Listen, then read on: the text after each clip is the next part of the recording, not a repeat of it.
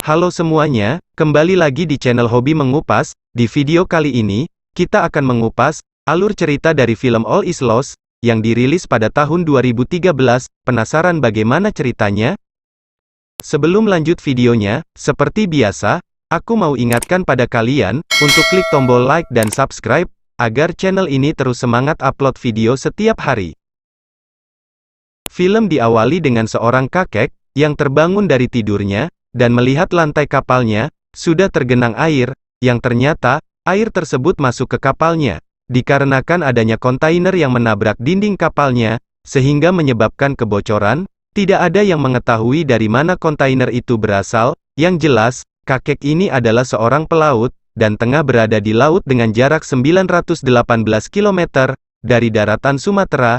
Si kakek pun mencoba melepaskan kontainer dari dinding kapal dengan sebuah tongkat besi, tetapi usaha kakek itu tidak berhasil. Akhirnya ia pun mencoba mengkaitkan kontainer tersebut dengan tali jangkar, dengan harapan tali jangkar dapat menarik kontainer dari kapalnya. Si kakek kemudian memutar kemudi kapalnya ke arah berlawanan, dan untungnya kontainer itu akhirnya bisa terlepas.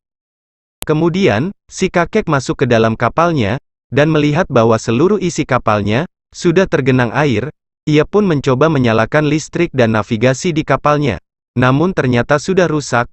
Lalu ia sadar, radio komunikasi yang ia miliki pun juga error. Karena terkena air laut, ia pun mengambil sebuah kotak dari kapalnya, dan ternyata, isi kotak itu adalah lem kayu. Si kakek mencoba menambal lubang yang ada di dinding kapalnya dengan mengoleskan lem kayu terlebih dahulu. Dan ia pun membuat pemompa manual, yang ia buat dari potongan kayu, dengan tujuan untuk mengeluarkan genangan air dari dalam kapalnya. Sore pun tiba, kita diperlihatkan si kakek yang sedang mengonsumsi makanan kaleng sambil meratapi keadaan sekitar. Kemudian, si kakek pun beristirahat di dalam kapalnya yang dikelilingi air laut. Di hari kedua, dari pagi sampai sore, yang dilakukan kakek hanya menambal dinding kapal dan memompa air keluar sampai tangan si kakek pun pegal. Lalu, ia pun kembali mengonsumsi makanan kaleng pada sore hari. Si kakek yang berlayar tanpa tujuan ini bingung harus pergi kemana. Tanpa radio dan navigasi, ia hanya mengandalkan angin yang membawa kapalnya berlayar. Pada hari ketiga, si kakek terlihat sedang kerja bakti membersihkan kapalnya. Ia mengecek lagi hasil tambalan yang ia sudah kerjakan seharian. Merasa tidak yakin, si kakek kemudian memiringkan kapalnya untuk mengetahui apakah masih ada kebocoran pada dinding kapal. Ia pun mengeluarkan aki dari dalam kapalnya dengan tujuan memberikan daya baterai pada radio komunikasinya. Namun tetap saja, radionya tidak dapat berfungsi. Si kakek yang pasrah pun kembali ke dalam kapalnya dan membaca buku navigasi bintang. Saat ia sedang membaca, tiba-tiba ia mendengar suara yang muncul dari radionya. Ia pun mencoba berkomunikasi, tetapi radionya kembali tidak berfungsi. Nasib yang diterima kakek adalah nasib yang terbilang sangatlah buruk. Sore pun tiba, si kakek lapar dan mencoba memasak sesuatu. Saat sedang memasak, ia mendengar suara rintik hujan dari luar kapal. Saat itu juga, ia langsung membasahi diri. Setelah itu ia lanjut makan lagi. Pada hari keempat, si kakek mencoba memperbaiki antena radio yang berada di tiang layarnya. Ia pun memanjat menggunakan perlengkapan yang seadanya. Saat sampai di atas, ia melihat awan gelap dari kejauhan, yang menandakan akan datangnya badai. Ia tahu, ini akan menjadi hari yang panjang. Ia pun turun dan segera mempersiapkan diri. Cadangan makanan kaleng dan peralatan yang ia butuhkan disimpan seaman mungkin. Ia juga mengisi jerigen dengan air keran, yang mana itu juga termasuk air laut yang belum dimasak. Si kakek tidak lupa cukur jenggot dan kumis dulu, seganteng mungkin untuk menghadapi badai. Setelah itu, ia mengeluarkan jas hujan untuk dipakai, lalu kapalnya mulai terguncang. Ia bergegas mengendalikan kapalnya, di tengah hujan yang deras, angin yang kencang, awan yang gelap dan ombak yang tinggi. Laut memang nampak tenang, tapi akan berubah jika terjadi badai. Guncangan hebat yang terjadi, membuat kakek kewalahan. Ia pun berlindung di dalam kapalnya, tapi bukannya membaik, kapal si kakek malah terbalik. Ia dan seluruh barang pun terbanting. Kemudian, guncangan kedua terjadi, dan kapalnya terbalik lagi. Si kakek pun keluar untuk melempar tali dari kapalnya, tapi tiba-tiba, kapalnya malah diterjang ombak, dan terbalik lagi. Ia langsung terpental ke dalam air, tapi untungnya kapal si kakek kembali normal. Si kakek kaget melihat tiang layarnya yang patah, benar-benar keadaan yang sangat buruk. Sudah dipastikan kapal ini tidak akan bisa bergerak lagi. Dengan kondisi yang sangat amat lelah, ia pun kembali ke dalam kapal. Ia merasa sangat putus asa, sedih dan stres. Ia merasa menjadi manusia yang sangat sial. Lubang yang sudah ditambalnya pun bocor, dan ia tahu kapal ini akan segera tenggelam. Dengan keadaan terguncang, kepala si kakek malah terbentur tiang fondasi dan ia seketika pingsan. Saat terbangun, air yang tergenang pun sudah semakin tinggi. Ia pun mengambil perahu karet dari lemarinya. Setelah itu, ia segera mempersiapkan perahu karet itu sebaik mungkin. Ia langsung melompat ke perahu karet itu dan segera berlindung. Pada hari kelima, ia terbangun dari tidurnya dan melihat kapalnya sudah setengah tenggelam. Ia pun menarik tali yang sudah ia ikat di kapalnya. Terlihat isi kapalnya sudah terendam oleh air laut semua. Tanpa pikir panjang, si kakek langsung mengumpulkan sisa makanan yang tersisa dan barang-barang yang sekiranya diperlukan untuk dibawa ke perahu karet. Saat sudah menjauh dari kapal, ia sepertinya lupa akan sesuatu. Ia pun kembali ke kapalnya dan mengambil sebuah kardus kecil. Sekalian, si kakek mengobati lukanya dengan alkohol. Tak lama kemudian, ia sadar, kapal ini akan segera tenggelam. Ia pun langsung keluar dari kapal, dan pergi ke perahu karet. Si kakek terpaksa melihat, kapal yang selama ini menemaninya, harus tenggelam perlahan. Ia pun termenung sedih, dan tak mampu berkata-kata.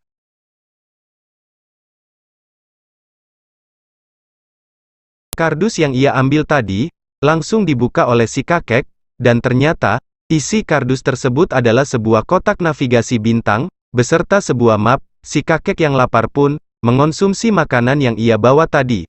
Pelan-pelan ia pun mempelajari cara penggunaan alat tersebut. Kemudian si kakek terbangun dari tidur, dan mendapati perahu karetnya telah digenangi air. Ternyata, perahu karet kakek mengalami bocor halus. Sayangnya, tidak ada tambal ban di tengah samudera. Menggunakan bekas kaleng makanan, ia mulai mengeluarkan air sedikit demi sedikit. Saat si kakek sedang berkaca, ia menyadari satu hal, ia akan menghadapi badai lagi. Kali ini dengan perlengkapan seadanya, ia berusaha bertahan dari serangan badai. Guncangan kuat pun harus ia hadapi. Hanya berlindung di perahu karet, ia tahu bahwa ia sedang menghadapi kematian. Perahu karet yang ia andalkan pun harus terbalik. Akibat guncangan yang kuat, si kakek yang terjebak di dalam mencoba keluar dan membetulkan posisi perahu karetnya. Ia bertahan sebisa mungkin di tengah badai, hanya sendirian di tengah samudera yang luas dan jauh dari daratan. Di hari ke-6, si kakek mencoba memompa perahu karetnya lagi. Ia juga menandai map miliknya dengan memperkirakan posisinya dengan navigasi bintang. Dalam kondisi lapar, ia langsung makan. Ia sadar makanan yang tersisa hanya sebatas 2 saset makanan, dan hanya bisa menolong si kakek bertahan untuk 2 hari ke depan. Cadangan minuman pun hanya sebatas 1 jirigen air. Itu pun air laut yang terkontaminasi dan tak layak minum. Ia putus asa berat. Tidak ada harapan untuk selamat dari kesialan yang menimpanya. Ia merasa selama ini ia bertahan hanya untuk meratapi kematiannya. Dalam kondisi yang sangat haus dan lapar, ia menyadari sesuatu. Disinilah insting bertahan hidupnya diuji. Ia memotong satu sisi dari jirigen tersebut dan mengambil plastik dan kaleng bekas. Jirigennya pun diisi air laut. Lalu ia membungkus jirigen dengan plastik dengan tujuan panasnya matahari dapat membuat air tersebut matang. Si kakek juga membuat pancingan ikan dengan peralatan seadanya. Tak lama kemudian, ia melihat kapal besar dari kejauhan. Ia pun langsung mengambil flare yang sudah ia bawa dan segera memberi sinyal bantuan. Namun, kapal itu hanya lewat begitu saja. Dengan perasaan sedih dan berputus asa, ia hanya bisa melihat satu-satunya bantuan yang ia temui terlewat begitu saja. Ia sangat pasrah dengan keadaan ini. Seketika pancingnya bergerak. Ia pun langsung menarik pancing tersebut. Sialnya, ikan yang ia dapat malah dimakan hiu. Entah sial keberapa kalinya yang harus diterima oleh kakek ini. Malam pun tiba, si kakek terbangun dan melihat kapal besar yang lewat di hadapannya. Ia kembali memberi sinyal bantuan dengan menghabiskan 2 flare yang tersisa sekaligus. Namun tetap saja, kapal itu hanya lewat begitu saja, dan tidak sadar akan keberadaannya. Ia pun berputus asa, dan berpikir sudah tidak layak hidup. 2 harapan yang lewat di hadapannya, harus pergi begitu saja.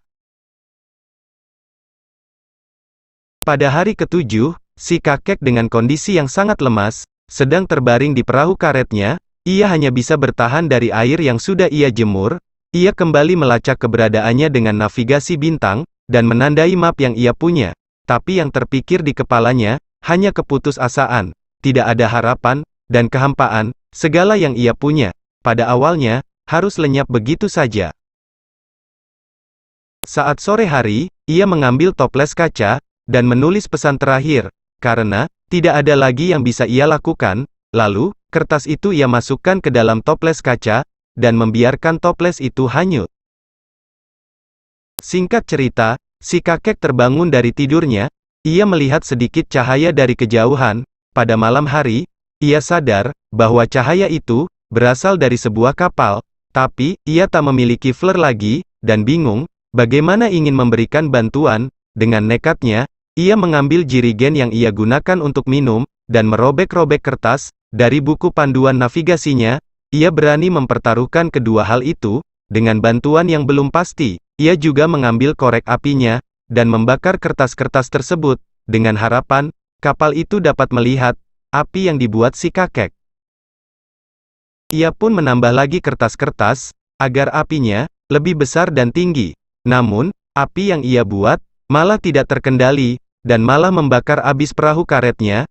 Ia pun panik, karena satu-satunya tempat ia bertahan hidup harus terbakar, dan ia sadar ini adalah pertaruhan hidup dan mati. Kapal terakhir yang ia harapkan tak kunjung datang. Si kakek pun pasrah dan menyerah dengan keadaan. Ia mencoba mengakhiri hidup dengan menenggelamkan diri ke dasar laut. Tidak ada harapan, tidak ada bantuan. Segala yang ia andalkan sudah hilang. Buku navigasi, jirigen, perahu karet, semuanya hilang. Si kakek sudah semakin dalam tenggelam. Namun, keajaiban pun datang. Terlihat di permukaan, ada kapal yang mendekati perahu karet miliknya. Si kakek yang menunggu detik-detik kematiannya pun, untungnya masih tersadar, dan mencoba kembali berenang ke atas. Pada akhirnya, ia pun berhasil menggapai tangan penyelamat tersebut. Dan, cerita pun tamat. Sekilas, kita telah mengupas alur cerita dari film All Is Lost, yang dirilis pada tahun 2013. Menurut kalian bagaimana? Tulis pendapat kalian di kolom komentar di bawah. Sebelum video ini selesai, seperti biasa, aku mau ingatkan pada kalian untuk klik tombol like dan subscribe, agar channel ini terus semangat upload video setiap hari. Terima kasih.